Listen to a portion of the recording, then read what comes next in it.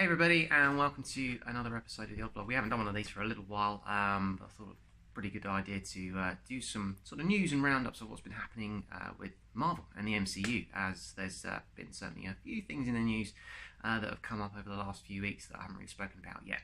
So the first and most recent piece of news is that Netflix have unfortunately now cancelled Daredevil. It was kind of on the cards. They'd cancelled Iron Fist, they'd cancelled Luke Cage, and then now Daredevil has joined the list. And I dare say that Jessica Jones and probably the Punisher will, I would assume, would follow suit as well. I find it hard to believe that they would cancel Daredevil and not the others, so I assume that they are just going to end this run of really good, I think, Marvel shows on Netflix. It's a huge shame, and this one was a massive kind of personal blow for me because I really loved the Daredevil shows. They really resonated with me, and I connected with the characters really well. So gutted to find out yesterday that, yeah, for one reason or another, Netflix have decided to cancel it. I am told that season 3, although incredibly popular and well received by those who saw it, actually didn't have that great kind of viewing figures. So from Netflix's point of view, they're obviously only interested in the numbers. So even though it was really good, if no one's watching it, they're not going to keep renewing it. So I'm assuming that had something to do with it. A lot of people are saying, well, maybe it's because Disney are now going to be releasing their own streaming service, which will be competing with Netflix, and that maybe these shows will come back on that streaming service, Disney Plus. Well, I don't think they will. Disney Plus is not a kind of adult-toned streaming service. So, you know, the things with these shows, Daredevil, Defenders, Jessica Jones, all the rest of them, they're very mature in their tone and quite dark. They don't fit in with, I suppose, the other MCU films, which are a lot more light-hearted.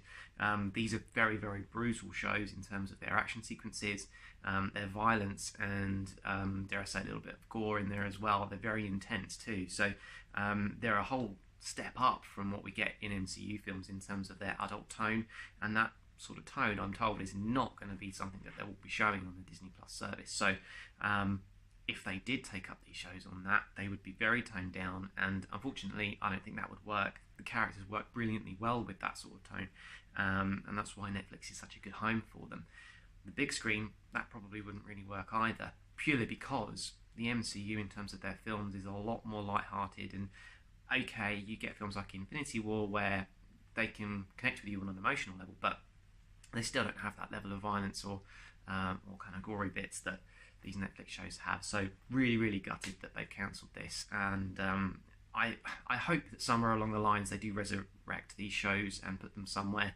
I had wondered when they cancelled Iron Fist and Luke Cage if that was because they were going to put the two together to actually create a new show of those two actually working side by side, but it doesn't look like that's going to happen now.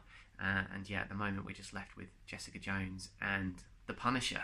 We do have a new series of the Punisher coming up sometime, I think, next year, so really looking forward to that, but especially if it's going to be the last of this kind of genre, I really hope that it's going to be good, and definitely looking forward to seeing that. So yeah, we'll see what happens with that, but certainly at the moment there's no more Daredevil. If you haven't seen season 3, please watch it. It's so good.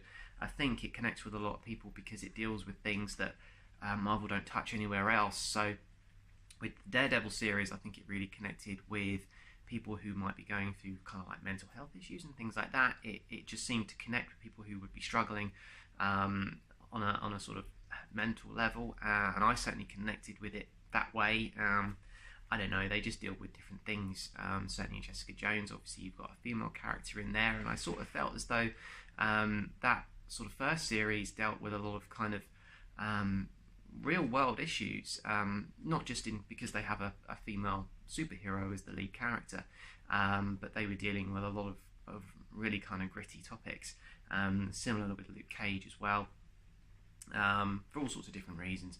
Iron Fist not so much, and I think that's probably why Iron Fist didn't really work as well. The Punisher is another good example of that as well. It really delves deeply into kind of PTSD and people coming back from war and things like that. So it's definitely got a whole nother level to it, which we don't get in MCU movies, and I don't think we will ever see in MCU movies, which is why these characters, unfortunately, I don't think will come up in the films. But there we go, that's that. More news as well on the Marvel front. Some sad news that we had in the last couple of weeks was that Stan Lee has passed away. Obviously, we were really gutted to hear that news, and everybody knows about it now, so I'm not going to go into it in too much detail. But for me, Stan Lee is kind of like Marvel's equivalent of what Walt Disney was for Disney. You know, he didn't create the entire Marvel Cinematic Universe or even the Marvel comic book universe on his own. He did it with the help of other people. He didn't create all of the characters, but certainly some of the more well-known and popular ones. But what he did do, he was kind of the front man. You know, Stan Lee was the guy that you saw, and he represented the Marvel kind of brand. And yeah, there were other writers as well that were just as talented, but you know, Stan Lee was the one who got his name out there and did the promotion and really pushed forward in terms of getting Marvel to become popular and what it is now. So he'd be very, very sadly missed. And I did hear confirmation that he has filmed his cameo for Avengers 4. So obviously we're really looking forward to seeing how that's been done and what they're going to do going forward.